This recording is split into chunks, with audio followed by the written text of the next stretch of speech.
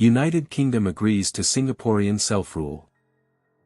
What if a tiny island with no resources became one of the richest places on Earth? Singapore sits just off the southern tip of the Malay Peninsula in Southeast Asia. It is a city-state barely 1 degree north of the equator. One main island. Dozens of smaller ones. For over a century, Britain controlled this strategic trading hub absolutely. That was about to change. Singapore's story begins long before the British.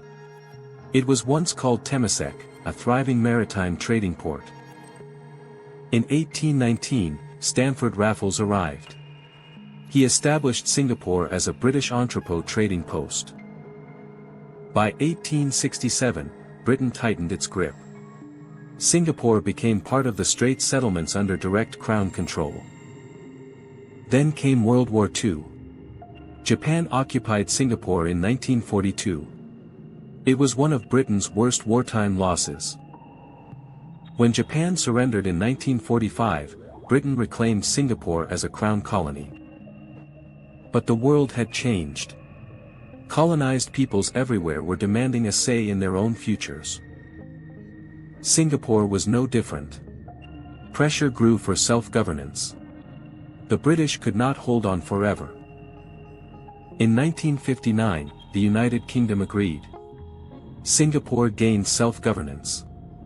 The people would now run their own affairs. The People's Action Party came to power in that same year of 1959. It has governed ever since. Self-governance was not full independence. Singapore still sought a larger home. In 1963, it joined the new Federation of Malaysia. Alongside Malaya, North Borneo and Sarawak, Singapore became part of Malaysia. A new chapter had begun. But unity did not last. Ideological differences tore the partnership apart. In 1965, Singapore was expelled from Malaysia. Suddenly, a small island with no natural resources and no hinterland stood completely alone. Many doubted it could survive. They were wrong. Singapore rapidly transformed itself into one of the 4 Asian tigers. Today Singapore holds the highest PPP-adjusted GDP per capita in the world. Only country in Asia with a AAA credit rating from all major agencies. Here is something remarkable.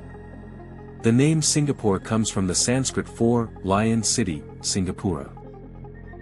Singapore has 4 official languages: English, Malay, Mandarin and Tamil. Multiracialism is written into the constitution. Despite being one of the most densely populated countries on Earth, Singapore still has extensive green and recreational spaces. From a British colonial port to a global financial and aviation hub, in just a few decades. Self-governance in 1959 was the turning point. A small island chose its own path. And the world took notice. Follow at Get Daily History worth knowing. One story a day.